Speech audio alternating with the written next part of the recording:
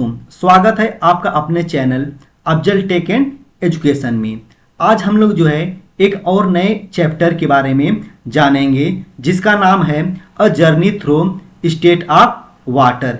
इसमें हम लोग जानेंगे जल क्या होता है, जल की कितनी अवस्थाएं होती हैं, जल का हम लोग कहाँ यूज करते हैं और जल को हम लोग कैसे बचा सकते हैं। ये सारी चीज़ें जो है इस चैप्टर में कवर करेंगे। तो बिना देरी किए हुए चलिए हम लोग इस चैप्टर को स्टार्ट करते हैं। सबसे पहले हम लोग इसके टॉपिक्स को देख लें कि हमको इसमें कौन कौन से टॉपिक्स कवर करनी है। सबसे पहले हम लोग जल के इंट्रोडक्शन के बारे में जानेंगे, उसकी अवस्थाओं के बारे में जानेंगे और उसका जो स्टेट होता है उसके बारे में जानेंगे। वाटर साइकिल क्या होता है, रेनफॉल क्या होता है, आइस, स्नो एंड ग्लेशियर क्या होते हैं, इनके बारे में जानेंगे। फैक्टर्स अफेक्टिंग इवेपोरेशन क्या होते हैं, इसके बारे में। कंजर्वेशन ऑफ वाटर के बारे में जानेंगे और कुछ क्वेश्चन के बारे में जानेंगे।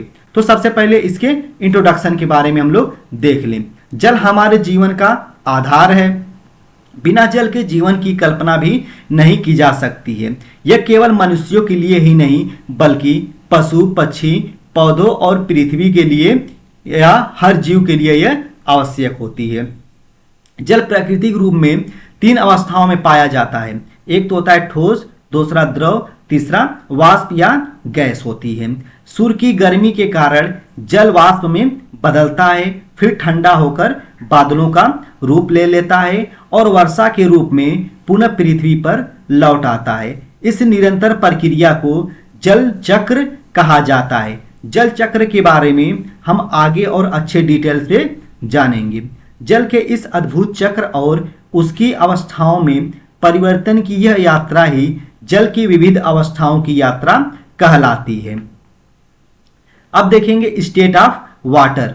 जल 3 मुख्य जो है अवस्थाओं में पाया जाता है, ठोस, द्रव और गैस में। इन अवस्थाओं को हम अपने दैनिक जीवन में आसानी से देख सकते हैं। पहला आता है सॉलिड स्टेट्स। जब पानी बहुत ठंडा हो जाता है तो वह बर्फ में बदल जाता है। यह अवस्था ठोस कहलाती है। बर्फ का आकार इसमें क्या होता है, निश्चित होता है। यह छूने में ठंडी और कठोर होती है। जैसे फ्रिज में रखी बर्फ जो है, हिमालय की बर्फ या बर्फ के कुछ टुकड़े, ये सब किसकी अवस्था है, यह सॉलिड स्टेट जल की है। अब दूसरा आता है लिक्विड स्टेट। यह जो है वह अवस्था है जिसमें जल सामान्य रूप से हमारे आसपास पाया जाता है। यह बहने वाला पदार्थ है। इसका कोई निश्चित आकार नहीं होता है। यह पात्र का आकार ले लेता है, मतलब जिसमें रखते हैं, जग में रखेंगे तो जग का आकार ले लेगा, बाल्टी में रखेंगे तो बाल्टी का आकार ले लेगा। पीने, खाना बनाने के लिए, नहाने और सिंचाई के लिए हम इसी रूप में इसका यूज करते हैं। नदियों को या झीलों को या तालाबों या समुद्र का पानी, ये सारी किस अवस्था में है, लिक्विड स्टेट में है। उसके बाद आता है तीसरी जो है गैसियस स्टेट। जब पानी को गर्म किया जाता है तो यह भाप या जल वाष्प में बदल जाता है। यह हवा में अदृश्य रूप में मिल जाता है। यह गैस की तरह फैल जाती है और इसका कोई आकार नहीं होता। उबलते पानी से निकलने वाली भाप, यह किसकी अवस्था है, गैसियस स्टेट की, मतलब जल जो है जल की गैसियस स्टेट है ये। अब यहाँ पे हम लोग देख लें, ये सॉलिड है। सॉलिड को हम लोग क्या करते हैं, जैसे ही हीट करते हैं, या यहाँ पे ये सूरज है, यहाँ पे जब इसकी किरणें क्या होंगी, इसके ऊपर पड़ेंगी तो ये धीरे धीरे किस रूप में आ जाएगा, ये लिक्विड में आ जाएगा। यह लिक्विड में आ जाएगा। लिक्विड से फिर धीरे धीरे इस पे मतलब टेम्परेचर इसका और बढ़ेगा तो ये भाप में आ जाएंगी। इस प्रकार से यहाँ पे जल के तीनों रूप यहाँ पे हैं, सॉलिड, लिक्विड और गैस। अब देख लें change in state of water. जल एक अद्भुत पदार्थ है क्योंकि यह तीनों अवस्थाओं, ठोस में भी पाया जाता है, द्रव में और गैस में भी पाया जाता है, और एक अवस्था से दूसरी अवस्था में आसानी से यह बदल सकता है। यह परिवर्तन किसके द्वारा होती है, गर्मी के द्वारा या ठंडी के कारण होती है। कुछ यहाँ पे दिए गए हैं, जैसे गलन क्या होता है, वाष्पीकरण क्या होता है, संघनन क्या होता है, जमना क्या होता है और ऊर्ध्वपातन क्या होता है। इसके बारे में हम लोग देखते हैं। सबसे पहले आता है मेल्टिंग के बारे में। जब बर्फ को गर्म किया जाता है तो वह पिघलकर पानी में बदल जाता है। यह प्रक्रिया गलन कहलाती है।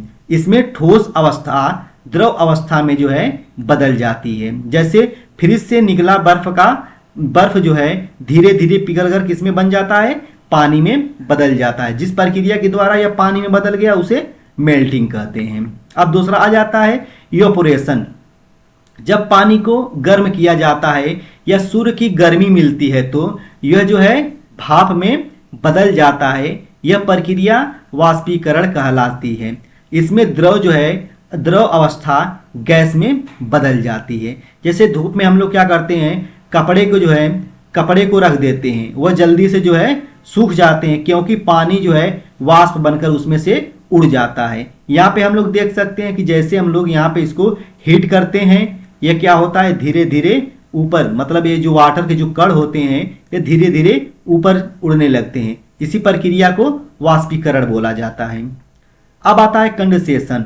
जब भाप या जल वाष्प जो है ठंडी होती है तो फिर से वह पानी में बदल जाता है।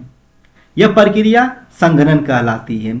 इस गैस अवस्था में मतलब द्रव बदल जाती है। मतलब इसमें जो गैस है वो किस अवस्था, जो द्रव है वो किस अवस्था में रहती है, वह गैस अवस्था में रहती है। वह किस में आ जाती है, लिक्विड फॉर्म में आ जाती है। जैसे हम लोग ठंडे गिलास के ऊपर हम लोग देखते हैं कि जब हम लोग ठंडा जल इसमें डालते हैं तो इसकी जो सतह होती है, बाहरी सतह होती है, इस पर कुछ जल की बूंदें दिखाई देने लगती है। मतलब ये जो है वो कंडेंसेशन की प्रक्रिया के द्वारा यहाँ पे ये जल की बूंदें यहाँ पे आने लगती है। यह कैसे आती हैं, क्योंकि यहाँ हमारा जो वातावरण है यहाँ की कुछ गैसें जो है, मतलब जल की कुछ बूंदें जो है वो किस अवस्था में, गैस अवस्था में होती है। जब वो ठंडे के संपर्क में आती है तो वह भी धीरे धीरे ठंडी होने लगती है और ये बर्फ की, मतलब ये जो गिलास है इसके बाहरी सतह पर जल की बूंदों के रूप में दिखाई देने लगती हैं। अब आता है फ्रीजिंग। जब पानी को बहुत ठंडा किया जाता है तो वह बर्फ बन जाता है। यह प्रक्रिया जमना या फ्रीजिंग कहलाता है। इसमें द्रव अवस्था ठोस में बदल जाती है। फ्रीजर में रखा पानी बर्फ बन जाता है। कभी कभी हम लोग देखते हैं जब हम लोग रात में सो जाते हैं और सुबह फ्रिज को खोलते हैं तो जो बोतल होता है, बोतल के किनारों पर या उसके जो ढक्कन है उसके ऊपर हम लोग देखते हैं कुछ जो है बर्फ दिखाई देने लगती है। मतलब वो जल होता है वह किस में बदल जाता है, फ्रीजिंग प्रोसेस के द्वारा वह बर्फ में बदल जाता है। अब आता है सब्लिमेशन। जब कोई ठोस पदार्थ बिना द्रव अवस्था में आए सीधे वाष्प गैस में बदल जाता है या गैस जो सीधे ठोस में बदल जाता है तो इस प्रक्रिया को ऊर्ध्वपादन कहा जाता है। जैसे सर्दियों की सुबह में क्या होता है, पत्तों पर जमी जो हुई पाले की परत, जैसे हम लोग क्या करते हैं इस प्रोसेस में, जैसे हमारा यहाँ पे अगर ठोस है, मतलब जल जो है ठोस अवस्था में यहाँ पे है, इसको हम लोग जब हीट करते हैं तो किसमें इसको जाना चाहिए, लिक्विड में। लेकिन ये लिक्विड में न जाके ये किस में चला जाता है, गैसियस फॉर्म में चला जाता है। इसका मतलब यहाँ पे जिस प्रोसेस के द्वारा ये गैसियस फॉर्म में जा रहा है उसको क्या बोलते हैं, सब्लिमेशन बोला जाता है। या यही अगर गैस जो है ये गैस किस में आ जाए, सॉलिड वाटर में आ जाए तो उसको क्या बोलते हैं, सब्लिमेशन प्रोसेस के द्वारा वह इस प्रक्रिया में आ गया है। अब उसके बाद यहाँ पे हम लोग देख लेते हैं, यहाँ पे क्या है, बर्फ है जो किस अवस्था में है, ठोस अवस्था में है। जैसे हम लोग क्या करते हैं इसको गर्म करते हैं तो कहाँ चला जाएगा, ये मेल्टिंग हो जाएगा। मेल्टिंग पिघल कर ये मतलब यहाँ पे जल जो है बन जाएगा। अब उसके बाद जैसे ये इस पर सूरज की किरणें पड़ती है तो वेपोराइजेशन होके क्या बन जाते हैं, बादल बन जाते हैं।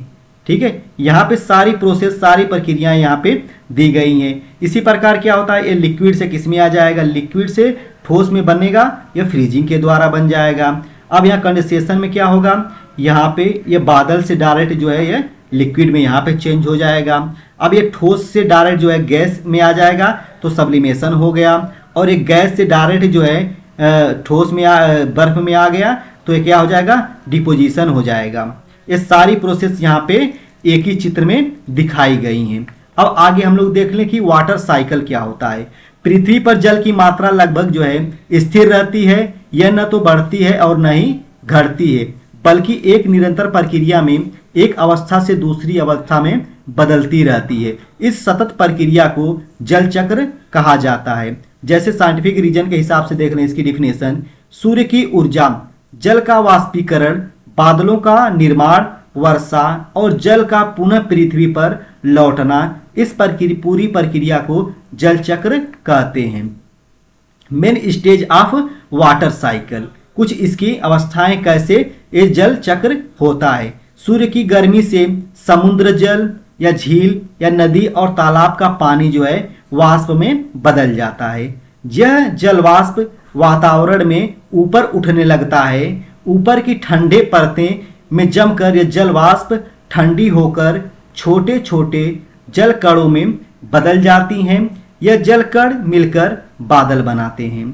जब बादल भारी हो जाते हैं तो जल की बूंदें वर्षा के रूप में नीचे गिरने लगती हैं। ठंडे इलाकों में यह बर्फ या ओले के रूप में भी गिर सकती हैं। वर्षा का जल नदियों, झीलों, तालाबों और समुद्रों में वापस चला जाता है। कुछ जल भूमि में सोखकर भूमिगत जल बन जाता है। इस पूरे प्रक्रम में जो मुख्य स्रोत होता है वह क्या होता है? सूर्य होता है। वह पृथ्वी पर जल को गर्म करता है जिससे वाष्पीकरण होता है और चक्र लगातार चलता रहता है। जैसे यहाँ पे हम लोग देख लें वाटर साइकिल में, यहाँ पे क्या है? जल। जल पे जैसे सूरज की किरणें पड़ेंगी, एक किस में चला जाएगा? ये भाप में बदल जाएगा। ये भाप में बदल जाएगा। बदलने के बाद वहाँ पे जल की कणों के रूप में वहाँ पे बादल में इकट्ठा होना स्टार्ट हो जाएगा। जैसे ही जल की कणें यहाँ पे ज़्यादा हो जाएंगी, ये फिर वर्षा के रूप में यह पृथ्वी पर वापस चली आएंगी। इस प्रकार से यह प्रोसेस जो है चलता रहता है। अब देख लेंगे इसका महत्व क्या है। पृथ्वी पर जल का संतुलन बना रखता है। पेड़ों, पौधों और जीवों को जल उपलब्ध कराता है। मौसम और तापमान को नियंत्रित करता है। रेनफॉल क्या होता है? वर्षा या बारिश जल चक्र का एक महत्वपूर्ण भाग है। यह वह प्रक्रिया है जिसके द्वारा आकाश में बने बादल जल की बूंदों के रूप में पृथ्वी पर पानी बरसते हैं। यह 3 तरह की होती है। एक तो होती है सामान्य वर्षा, दूसरा बर्फबारी, तीसरा ओलावृष्टि। सामान्य वर्षा जल की बूंदों के रूप में होती है। उसके बाद बर्फबारी ठंडे स्थानों में बर्फ के रूप में होती है और ओलावृष्टि बर्फ के छोटे छोटे टुकड़ों के रूप में होती रहती है। अब आइस, स्नो एंड ग्लेशियर क्या होते हैं इसको हम लोग देख लें। जब तापमान बहुत कम हो जाता है तो जल अपनी द्रव अवस्था से ठोस अवस्था में बदल जाता है। यह ठोस अवस्था बर्फ या हिम कहलाती है। बर्फ और हिम पृथ्वी के ठंडे क्षेत्रों जैसे पर्वतों, ध्रुवों और ग्लेशियरों पर पाई जाती है। सबसे पहले इसमें आइस के बारे में। जब पानी को हम लोग 0 डिग्री सेल्सियस या उससे कम तापमान पर ठंडा किया जाता है तो वह बर्फ में बदल जाता है। बर्फ जो है ठोस अवस्था में होती है। इसका आकार निश्चित होता है, लेकिन जब भी इसे गर्म किया जाता है तो यह पिघलकर पानी बन जाता है। जैसे कुछ उदाहरण है, जैसे फ्रिज में रखे हुए बर्फ, ठंडे देशों की झीलों पर जमी बर्फ की परत, एक इसके उदाहरण है आइस की। अब यहाँ पे सुनो, जब वातावरण में मौजूद जल वाष्प बहुत ठंडी हवा में ऊपर जाती है तो वह सीधे बर्फ के क्रिस्टलों में बदल जाती है। ये छोटे छोटे क्रिस्टल मिलकर हिमकण बनाते हैं। ये बादलों से नीचे गिरते हैं और इसे हिमपात कहा जाता है। जैसे कश्मीर, हिमाचल, लद्दाख और उत्तराखंड जैसे पहाड़ी क्षेत्रों में होने वाली बर्फबारी एक इसके उदाहरण है, स्नो के उदाहरण है। यहाँ पे हम लोग देख सकते हैं कि यहाँ पे क्या है, ये पेड़ है जिसके ऊपर क्या है, ये बर्फ की छोटी छोटी बूंदें पड़ी हुई हैं। अब आता है ग्लेशियर। लंबे समय तक जमा रहने वाली बर्फ की मोटी परतें धीरे धीरे बहती हैं। इन्हें जो है हिमनद कहते हैं। ग्लेशियर पिघलने पर नदियों का स्रोत बनते हैं। जैसे गंगोत्री, यमुनोत्री, सियाचिन ग्लेशियर आदि में जो है ग्लेशियर पाई जाती हैं। अब आता है फैक्टर अफेक्टिंग जो है इवेपोरेशन, मतलब कौन कौन से ऐसे कारक हैं जो वाष्पीकरण को प्रभावित करते हैं। जैसे पहले क्या है, तापमान। तापमान हम लोग क्या करते हैं, किसी भी वस्तु का तापमान अगर हम लोग बढ़ाते हैं तो उसमें क्या हो जाती है, वाष्पीकरण की गति तेज हो जाती है। जैसे गर्म पानी ठंडे पानी की तुलना में जल्दी भाप जो है बनाता है। धूप में रखे कपड़े छांव में रखे कपड़ों से जल्दी सूखते हैं। किस प्रक्रिया के द्वारा? इवेपोरेशन मतलब वाष्पीकरण प्रक्रिया के द्वारा वह जो है जल्दी सूख जाते हैं। कब? जब तापमान उसका ज़्यादा रहता है। अब क्या होता है? हवा की गति। जब हवा की गति भी हम लोग क्या करते हैं, बढ़ाते हैं, तब भी वहाँ पे वाष्पीकरण की प्रक्रिया वहाँ पे तेज हो जाती है, क्योंकि इसके कपड़े के ऊपर जो जल की बूंदें होती हैं वह हवा के द्वारा क्या होती है, उड़ जाती हैं वहाँ से, और ये हमारा कपड़ा जल्दी से सूख जाता है। सतह का क्षेत्रफल। जब किसी भी पदार्थ के सतह का क्षेत्रफल हम लोग बढ़ा देते हैं, जैसे यहाँ पे अगर एक प्लेट है, प्लेट का क्या है, सतह का क्षेत्रफल ज़्यादा है, इस पर हम लोग जब पानी की बूंदें कुछ रखेंगे तो ये क्या हो जाएगा, बहुत जल्दी जो है वाष्पीकृत हो जाएगा। लेकिन अगर एक कप में हम लोग जल की बूंदें रखेंगे तो ये भी वाष्पीकृत होगा, लेकिन इसके तुलना में इसमें ज़्यादा समय लगेगा। अब आर्द्रता। आर्द्रता में क्या होता है, जब हमारे वायुमंडल की आर्द्रता ज़्यादा हो जाती है तब हमारे कपड़े जो है बहुत देर में सूखते हैं। क्यों सूखते हैं? क्योंकि हवा में पहले से मौजूद जल वाष्प की मात्रा आर्द्रता कहलाती है। यदि हवा में आर्द्रता अधिक है तो वाष्पीकरण की गति धीमी हो जाती है। बरसात के दिनों में कपड़े जो है इसीलिए देर से सूखते हैं। दाब। यदि वायु दाब कम होता है तो वाष्पीकृत की गति बढ़ जाती है। ऊंचे पहाड़ी क्षेत्रों में पानी जल्दी उबलता है क्योंकि वहां पे दाब जो है कम होता है। Conservation of water. अब हम लोग वाटर को कैसे कंजर्व कर सकते हैं, कैसे उसे बचा सकते हैं। जल हमारे जीवन के लिए सबसे अधिक आवश्यक प्राकृतिक संसाधन है। पृथ्वी पर जल की मात्रा बहुत है, लेकिन पीने योग्य मीठा जल बहुत सीमित है, इसलिए इसका संरक्षण करना हर व्यक्ति का कर्तव्य है। जल संरक्षण क्यों आवश्यक है? क्योंकि जीवन का क्या है, जल जो है आधार है। वर्षा का जल असमान रूप से मिलता है। अत्यधिक उपयोग और बर्बादी से भूमिगत जल का स्तर लगातार घट रहा है। खेती, उद्योग, बिजली उत्पादन और घरेलू कार्यों के लिए जल बहुत जरूरी है, इसलिए हमें जल की संरक्षण करना बहुत जरूरी है। वेस्ट टू कंजर्वेशन जो है वाटर। नल को खुला न छोड़ें। कभी भी हम लोग को नल को खुला छोड़े नहीं रखना चाहिए। जैसे भी हम लोग कोई काम करें उसको बंद कर देने चाहिए। जैसे ब्रश करते समय, बाल धोते समय या बर्तन धोते समय पानी बंद रखें। वर्षा के जल को टंकी या जमीन में संग्रहित करें। यह भूमिगत जल को पुनः भरने में मदद करता है। टपकते हुए नालों या पाइपों को तुरंत ठीक करा लें। कपड़े या बर्तन धोने के बाद बचा हुआ पानी पौधों में इस्तेमाल करें। पेड़ लगाएं। पेड़ वातावरण यानी कि नमी बनाए रखते हैं और वर्षा लाने में यह जो है मदद करते हैं। ड्रिप सिंचाई का उपयोग करें। यह खेती में जल की बर्बादी को रोकता है और पौधों को उचित मात्रा में पानी देता है। ड्रिप सिंचाई क्या होती है? जैसे हमारे यहाँ क्या है, पाइप के द्वारा जल को जो है खेतों में पहुंचाया जाता है, लेकिन ड्रिप सिंचाई में क्या होता है, इस पाइप में, ये जो पाइप होते हैं ये किसके बने हुए होते हैं, ये जो है अलग अलग मटेरियल के बनाए जाते हैं और इसमें फुहारे लगाए जाते हैं। बीच बीच में फुहारे लगाए जाते हैं जो खेतों में छिड़काव करते हैं, जिससे पानी की जो है जितनी ज़रूरत रहती है उतना ही पानी यूज होता है, ज़्यादा पानी वहाँ पे यूज नहीं होता है। तो इस प्रकार से भी हम लोग जल को जो है बचा सकते हैं। अब यहाँ पे हर बूंद कीमती है, जल है तो जीवन है, इसको तो हम लोग हर जगह देखते हैं। यदि हम आज जल की रक्षा करेंगे तो आने वाली पीढ़ियां भी इसका लाभ उठा सकेंगे। इसलिए हमें जो है जल को जितना हो सके उतना ज़्यादा जो है जल को बचाने चाहिए।